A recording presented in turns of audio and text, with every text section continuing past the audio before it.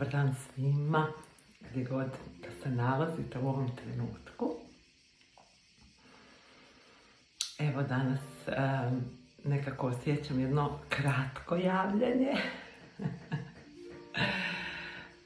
Prije neki dan je moj drag prijatelj poslao jedan YouTube link na intervju Jay Shettyja i glumca Kunal Nayara, jednog Indijca koji je odrastao u Engleskoj. I to je jedan od najboljih intervjua koji sam pogledala u zadnje vrijeme. Evo, sve vas koji će zanimati, rado vam pošaljem link.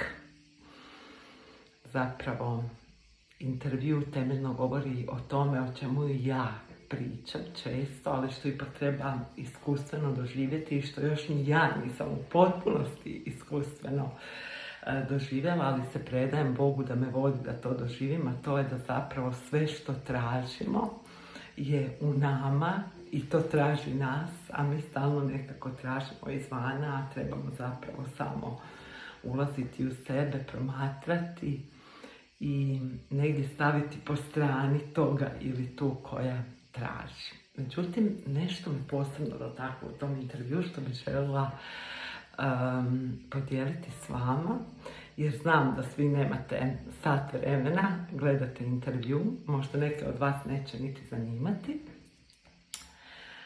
Na kraju intervjua Jay Shetty pita Kunala koji je to jedan univerzalni zakon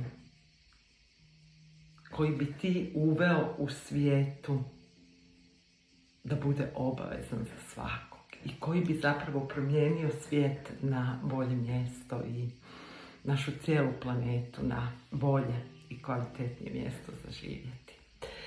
I mogu vam reći da se Kunal onako stao zamislio, nije mu baš to došlo na prvu, što negdje i razumijem. I onda je rekao ključnu rečenicu koja me nevjerojatno dotakla i gdje negdje ja spoznajem da je to je put i da je to istina i o tome puno pričam. Rekao je da je to zakon u kojem bi bilo obavezno da svako od nas mora voljeti sebe. Znači, to je zakon koji je usmjeren na nas. Jer jedino što možemo promijeniti je promijeniti sebe. I koliko god će neki reći da se precijenjeno priča o toj ljubavi prema sebi, toliko je ljubav prema sebi temelj ljubavi, mira, izobilja na planeti. Ljubav prema sebi je temelj humanizma, jednog humanog odnosa čovjeka prema svim drugim ljudskim bićima i prema svim drugim živim bićima na zemlji i prema majci zemlji, prema planeti.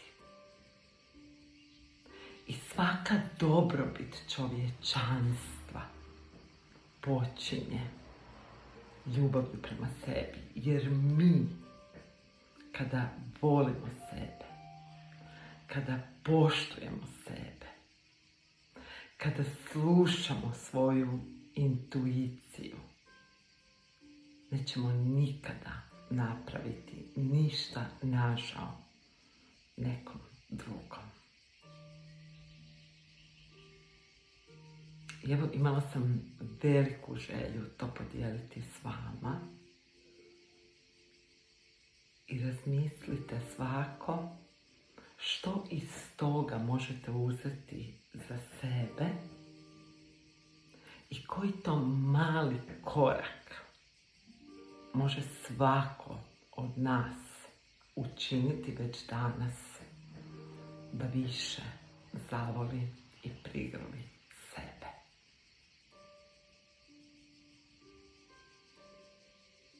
Grlim vas, ljubim vas, volim vas gdje god da jeste, imajte divan